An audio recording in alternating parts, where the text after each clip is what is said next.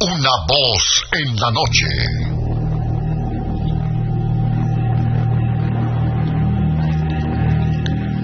Lunes.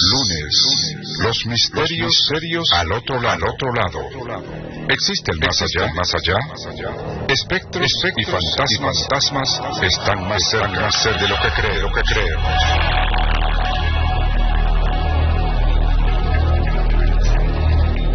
Martes.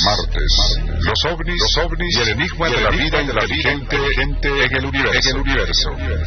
Estamos siendo visitados por seres de otro planeta. Miércoles, los mejores programas de nuestro archivo de lo increíble y grandes temas abiertos.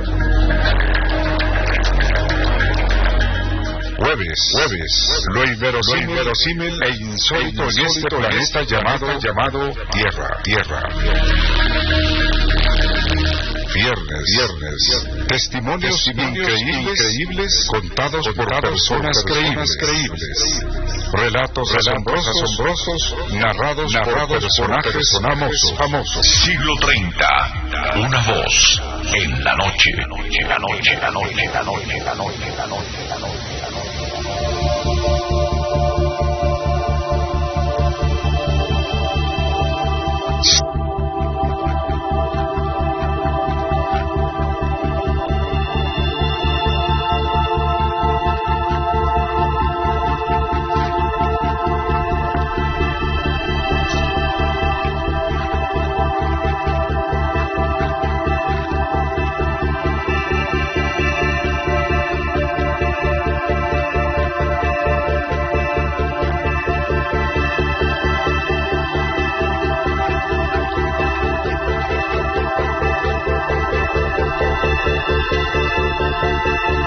Siglo 30. Una voz en la noche.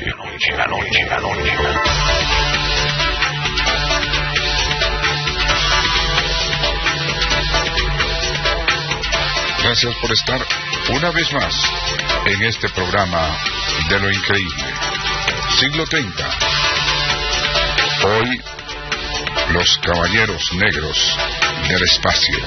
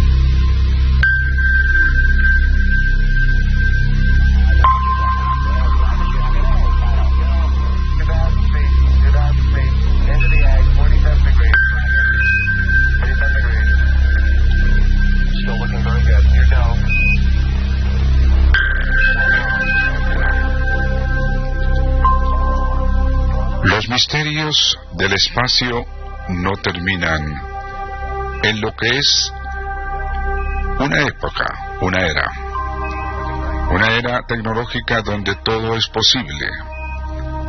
No, pero sí comienzan con ella.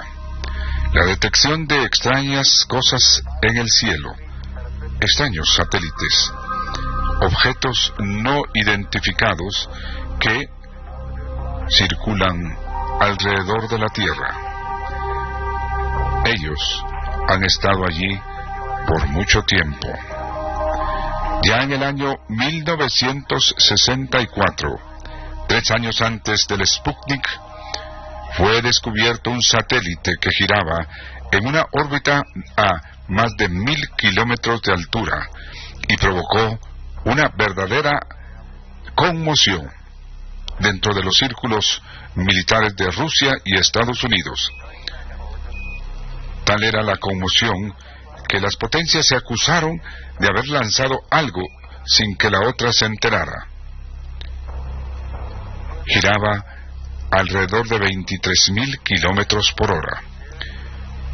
Como todo lo ocurrido era realmente de importancia internacional, aquello quedó en el archivo. Nunca se supo qué era, o si lo descubrieron, nunca lo hicieron público. Y así comenzó la historia de lo que llamaron los Caballeros Negros del Espacio.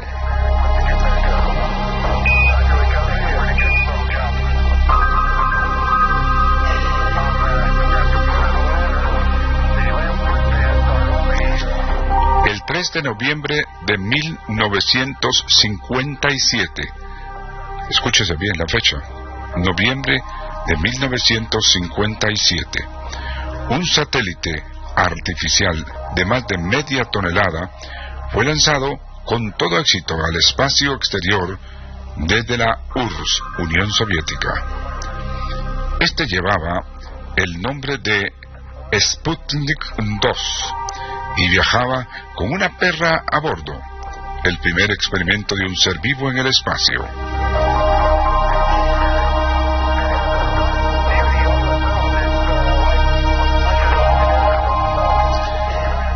Pero en este experimento, de los primeros del hombre en el espacio, lo que haría lo precursor, estaban preocupados. ¿Por qué?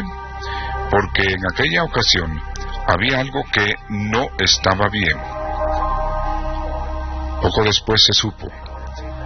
Resulta que este inmenso satélite con la perra comenzó a variar su órbita, y es que era acompañado por un visitante misterioso, un ovni, objeto volante no identificado.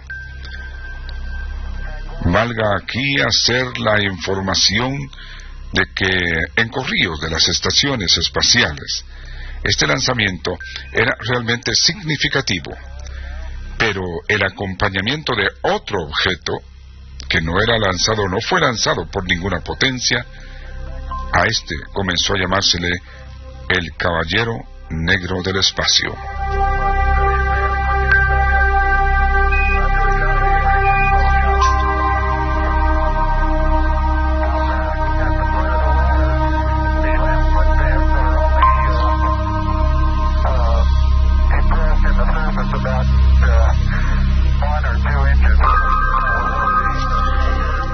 Y así, el Sputnik IV sufrió también una experiencia parecida.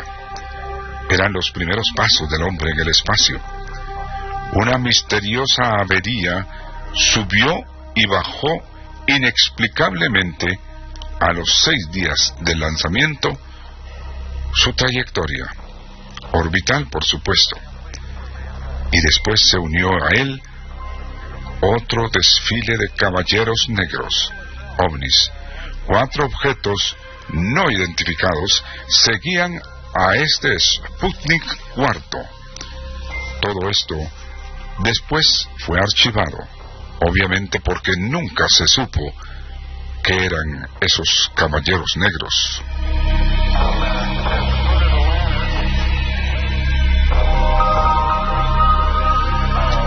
El 12 de agosto de 1960, la Estación de Rastreo Espacial de las Fuerzas Aéreas de Estados Unidos, ubicada en Anacostia, en Massachusetts, descubrió en la misma fecha del lanzamiento del ECO I, el satélite artificial primero en la historia de las comunicaciones, un satélite no identificado que se calculó su órbita en una calculada, digamos, apogeo de 7.000 kilómetros para un perigeo de tan solo 500. Pero este acercamiento coincidía con el paso en determinada órbita o en determinado punto del ECO I. Los militares realmente se comenzaron a preguntar si no es que estaba vigilando el paso de uno de los primeros satélites de comunicaciones del planeta Tierra.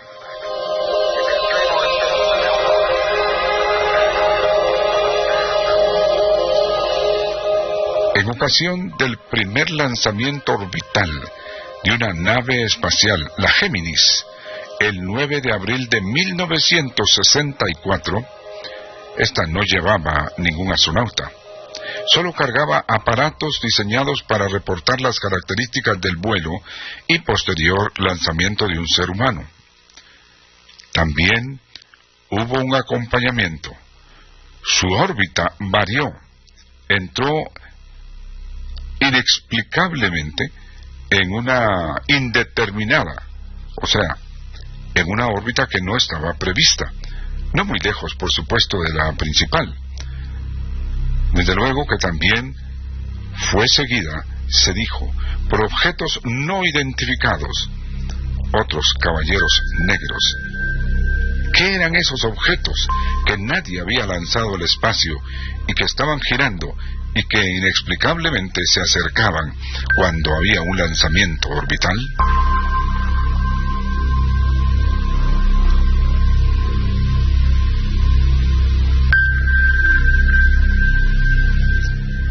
Pero si usted quiere cosas más extrañas todavía, en las primeras etapas del lanzamiento de satélites artificiales, quiero decirle que Ana entró en órbita en octubre de 1962 y estaba equipada esta sonda espacial, o sea, este satélite, con 4 luces resplandecientes o relampagueantes.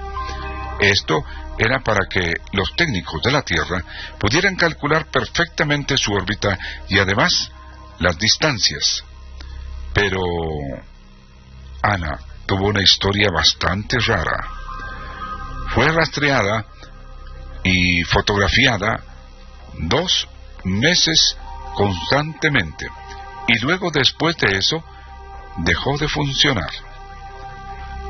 Esta fue llamada el satélite o la luciérnaga por las luces que llevaba. De pronto cesaron, desaparecieron del espacio. Y es que cuando fue lanzada en 1962, llegó al agosto de 1963. He aquí lo increíble.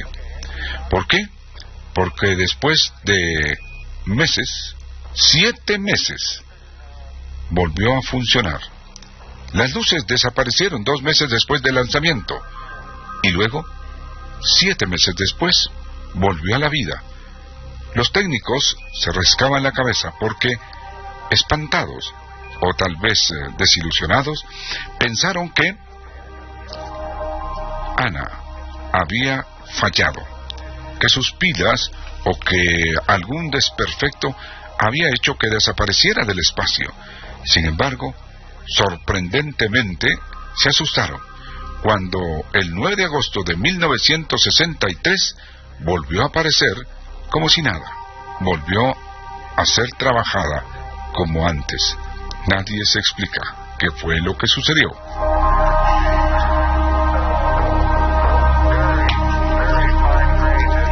Luego estuvo el caso del Telstar 2 o el Telestar, lanzado el 7 de mayo de 1963. Lanzamiento que se le dio gran publicidad.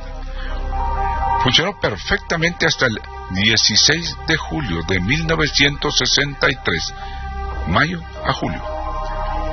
Y después cayó, permaneció mudo y dormido.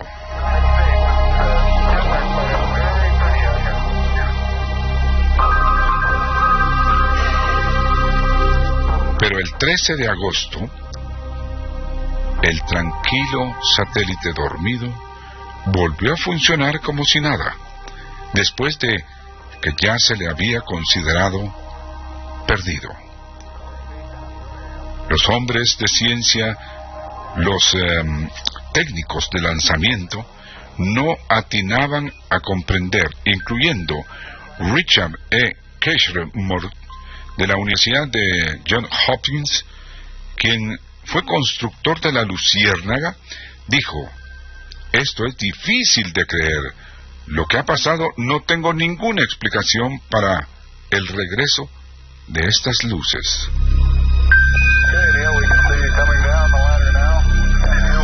Por su parte, R. Mitchell, de los laboratorios Bell, quien construyó el Telstar 2, dijo: no hay indicación de qué fue lo que pasó.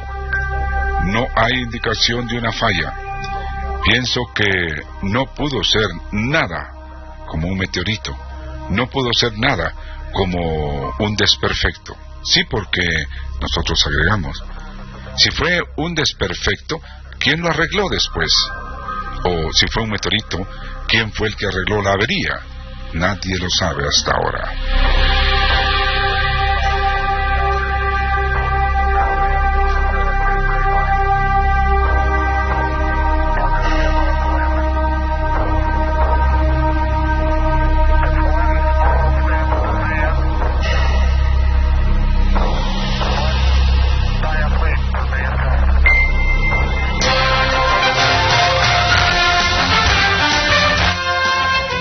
Hasta ahora, solo hemos visto una fracción mínima de la realidad, que las cosas no son exactamente como las percibimos. El universo es un lugar muy misterioso. Lisa Randall, física teórica de la Universidad de Harvard.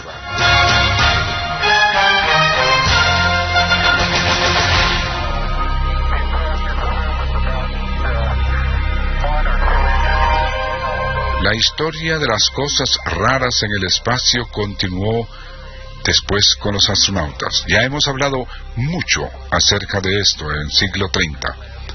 Cosas que ellos vieron y que se filtraron. Permanecieron en secreto, pero más de alguno de los astronautas habló de pronto.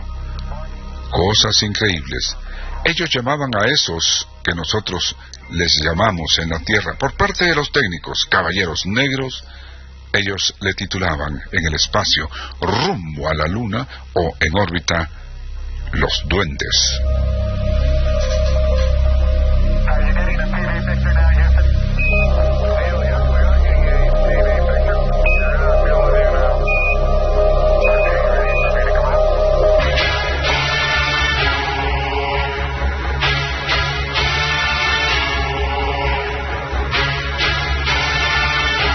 La ciencia trabaja entre la ignorancia y la ciencia.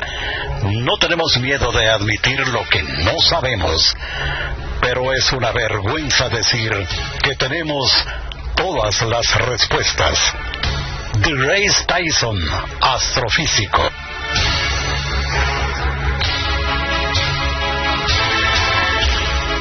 Siglo.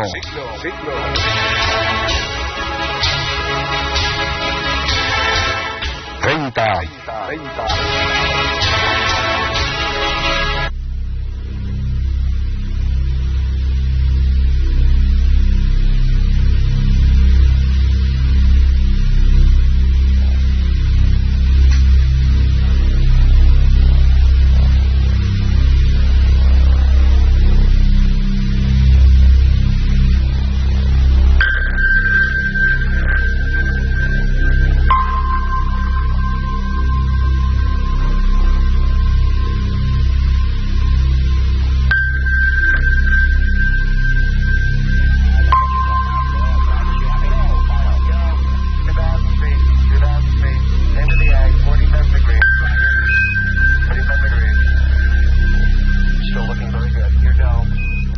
¿Quién o quiénes eran los que operaban esos caballeros negros?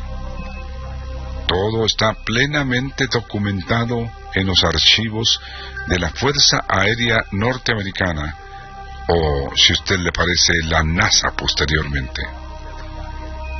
Esos lanzamientos que se hacían por parte de las potencias y que asombraban y perturbaban a los técnicos existieron.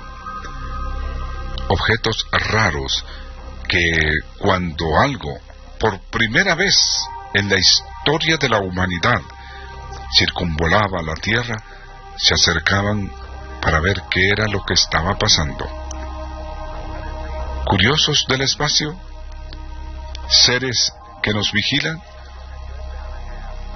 civilizaciones que han estado acá como turistas, observándonos nada más.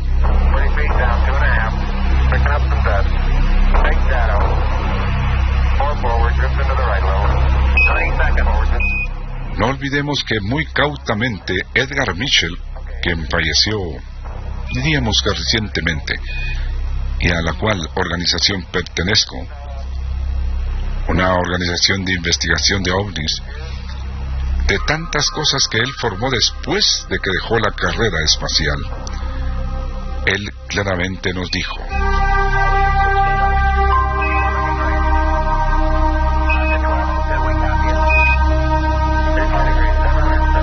personalmente no he tenido ninguna experiencia con los ovnis. Sé que hay material clasificado. No hemos podido llegar a la gente implicada. Es algo que va más allá. Ni siquiera el presidente tiene acceso a esto. Edgar Mitchell, astronauta del Apolo 14.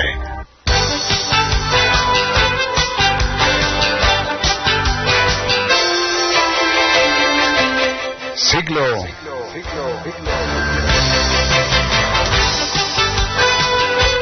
30.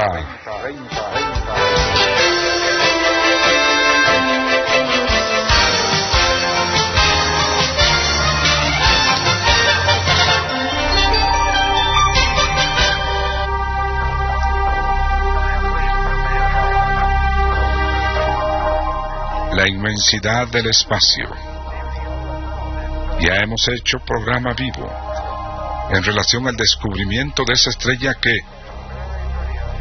aparentemente, y según algunos científicos, está girando alrededor de ella una superestructura extraterrestre. Se sorprende usted, pero ya científicos del mundo están sobre ello. ¿Por qué? Porque esa estrella a la cual hemos hecho mención disminuye su luminosidad en un 3%. Eso es algo que gira alrededor de ella, y es así como descubren planetas alrededor de estrellas. Cuando baja su luminosidad, algo que interfiere la luz de ella entre la estrella y nosotros. Pero un 3% es extremadamente grande.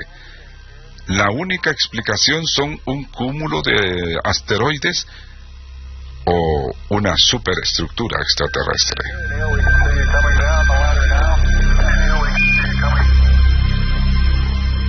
Lo malo de todo es que la órbita de esto que interfiere no es exactamente y precisa cíclica, por lo cual hay algo que no está dentro de las leyes de la física o la naturaleza. Hay una alerta a todos los observatorios del mundo a finales de mayo 2017 diciendo: observen la estrella. Queremos saber más de ese enigmático objeto que está girando alrededor de ella. Un enorme caballero negro.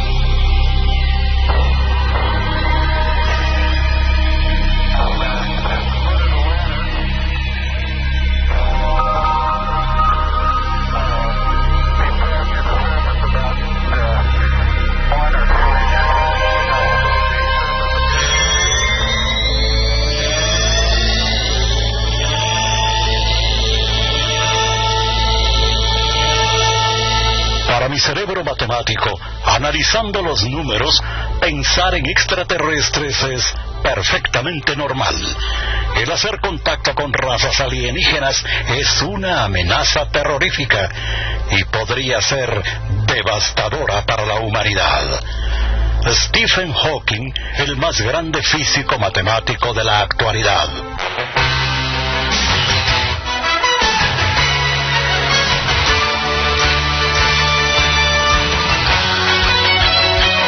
Siglo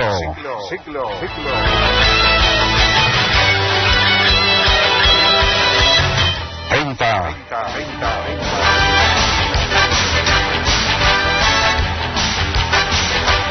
Repetir lo que no sabemos. La única vergüenza es fingir que tenemos todas las respuestas. Neil deGrasse Tyson, astrofísico.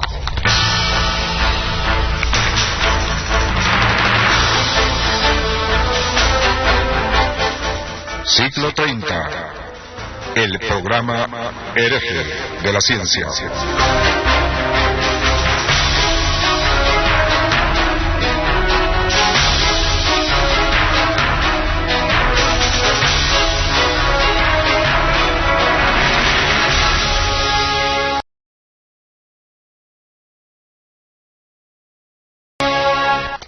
Siglo 30. Una voz en la noche. La noche, la noche, la noche, la noche, la noche, la noche, la noche.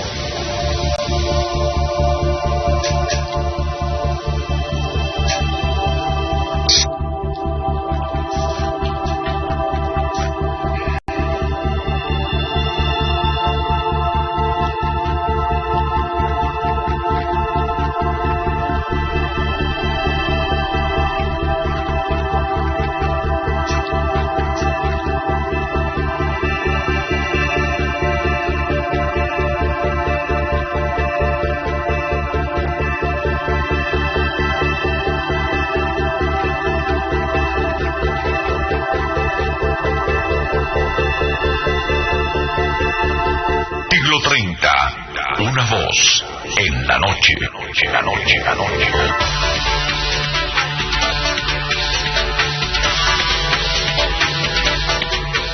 Gracias por haber estado en Siglo 30 esta noche.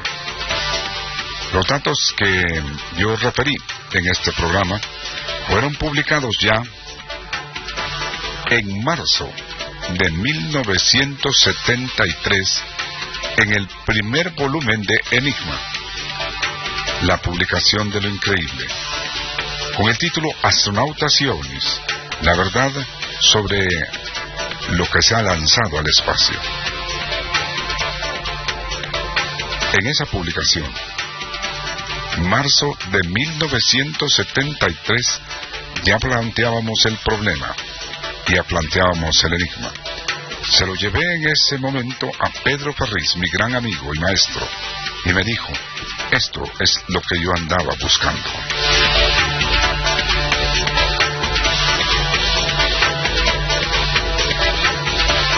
Ya desde aquel tiempo nosotros abríamos el camino al conocimiento de lo increíble.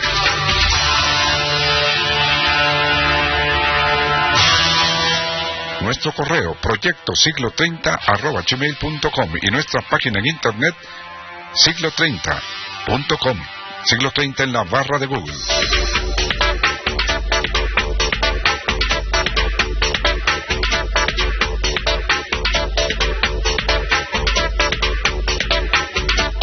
Un abrazo, buenas noches.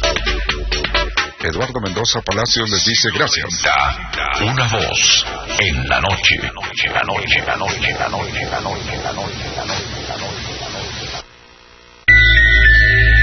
Lo asombroso, inaudito, inverosímil, insólito e increíble. Un mundo de misterios en el programa Récord Mundial, produciendo radio en este género de temas. Siglo 30. Historia en la radiodifusión nacional. OVNIs, fantasmas, sucesos paranormales, ocultismo. Los enigmas de la historia y el universo. Noticias inusuales. lunes a viernes a las 21:30 horas. Aquí en Sonora, la radio que cambió la radio.